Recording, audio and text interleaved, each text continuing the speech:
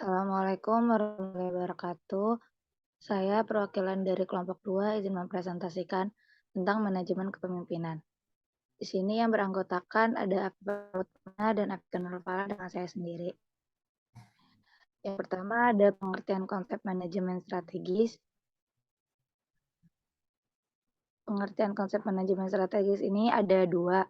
Menurut Kretner adalah manajemen adalah proses bekerja dengan dan melalui orang lain untuk menuju organisasi secara efisien menggunakan sumber daya yang terbatas dalam yang berubah. Yang kedua dan menurut MG Newport, pengertian manajemen sebagai proses perencanaan, pengorganisasian, penggerakan, dan pengendalian operasi organisasi untuk mencapai koordinasi sumber daya manusia dan material yang penting dalam mencapai tujuan yang efektif dan efisien. Next. Lalu ada prinsip manajemen kepemimpinan. Prinsip manajemen kepemimpinan ini ada 10. Yang pertama, pembagian kerja. Lalu yang kedua, keseimbangan wewenang dan tanggung jawab. Yang ketiga, disiplin. Yang keempat, kesatuan komando. Yang kelima, mengutamakan kepentingan organisasi di atas kepentingan individu. Yang keenam, kesatuan arah.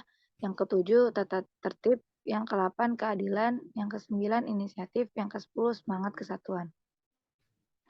Next. Lalu di sini ada fungsi manajemen. Fungsi manajemen ini ada 4, planning atau perencanaan, pengorganisasian atau organizing, pengarahan atau coordinating, pengendalian atau controlling. Planning ini adalah perencanaan sebuah aktivitas untuk menyusun dan merencanakan setiap tujuan sebuah perusahaan atau organisasi.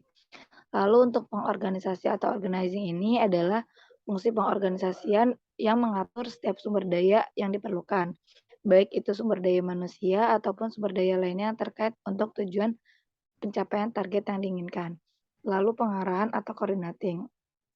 Fungsi pengarahan ini tidak lain adalah bertujuan untuk meningkatkan keefisien dan keefektifan dari kinerja setiap bagian agar semaksimal tetap pada kondisi yang optimal. Lalu yang terakhir ada pengendalian controlling. Fungsi terakhir dalam sebuah manajemen ini adalah memiliki fungsi yang memberikan penilaian tentang pekerjaan yang dilakukan dengan pencapaian target dari sumber daya tertentu. Yang selanjutnya ada fungsi kepemimpinan. Fungsi kepemimpinan yang pertama yaitu fungsi instruktif. Fungsi ini berlangsung dan bersifat komunikasi satu arah. Pemimpin sebagai pengambil keputusan berfungsi memerintahkan pelaksanaannya pada orang-orang yang dipimpin. Yang kedua ada fungsi konsultatif. Fungsi ini berlangsung dan bersifat komunikasi dua arah. Pada tahap pertama dalam usaha menetapkan keputusan, fungsi pemimpin sebagai konsultan untuk mendengarkan pendapat, saran, serta pertanyaan dari bawahannya mengenai keputusan yang akan diambil oleh pemimpin. Yang ketiga ada fungsi partisipasi. Dalam fungsi ini, pemimpin menjalankan serta mengaktifkan orang-orang yang dipimpinnya, baik dalam keikutsertaan mengambil keputusan maupun dalam melaksanakannya. Fungsi yang keempat ada fungsi delegasi. Fungsi ini, pemimpin sebagai pemegang wewenang tertinggi harus bersedia dan dapat mempercayai orang-orang lain sesuai dengan posisi atau jabatannya apabila diberi atau mendapat pelimpahan wewenang. Fungsi yang terakhir yaitu fungsi pengendalian. Fungsi pengendalian ini bermaksud bahwa kepemimpinan yang sukses dan efektif mampu mengatur aktivitas anggotanya secara terarah dan dalam koordinasi yang efektif sehingga memungkinkan tercapainya tujuan bersama secara maksimal. Yang selanjutnya ada perbedaan manajemen dan kepemimpinan. Manajemen merencanakan dan mengkoordinasikan kegiatan, sedangkan kepemimpinan menetapkan arah dan tujuan. Manajemen administratif dan menjaga kelangsungan sistem, sedangkan kepemimpinan memotivasi dan menginspirasi orang. Manajemen merumuskan prinsip, sedangkan kepemimpinan membentuk prinsip. Manajemen memecah masalah, sedangkan kepemimpinan mengembangkan peluang baru.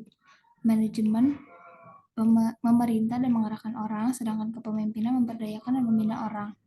Manajemen merinci jangka pendek, sedangkan kepemimpinan perspektif jangka panjang.